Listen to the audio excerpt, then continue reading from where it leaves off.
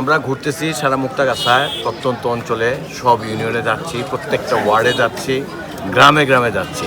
মানুষের ভালো সাড়া, আল্লাহর অশেষ রহমতে মানুষ ভালো সাড়া দিয়েছে। আপনারা এই বাজার ঘুরে দেখতে পারবেন মানুষ কিভাবে সাড়া দিচ্ছে। ইনশাল্লাহ আমরা আশা করি অতীতেও মুক্তাগাছা সবসময় ধানের শীষের জন্য ভালো এলাকা ছিল, এবার আরও ভালো এলাকা ছিল। বিএনপি শান্তিপ্রিয় মানুষের দল। বিএনপির লোকরা এবার বিএনপির ধানের শীষের যে জোয়ার আছে তারা ভয় দেখায় নিজের পজিশন নষ্ট করবে। বিএনপি আমরা সবাই শান্ত, আমাদের সমস্ত নেতৃবৃন্দরাই শান্তিপূর্ণভাবে ইলেকশনটা চাচ্ছে। বিএনপি সবসময় শান্তিপূর্ণভাবে চেয়েছে, এবার আরও বেশি শান্ত। আপনারা দেখেছেন আমাদের নেতা তারেক রহমান সাহেব গত কয়েকদিন আগে ময়মনসিংহে এসেছিল। উনি কি একটা অশান্ত হওয়ার মতো কথা বলেছে? উনি আমাদেরকে সজাগ দৃষ্টি রাখতে বলেছে। আমরা সজাগ আছি। আমরা চেষ্টা করব আমাদের ভোটারদেরকে কেন্দ্রে যত দ্রুত সম্ভব নিয়ে যাওয়ার জন্য। আমরা আহ্বান জানাচ্ছি সবাইকে, সবাই যেন ভোট কেন্দ্রে ফজরের নামাজ পড়ে, এটার চেষ্টা আমরা করছি।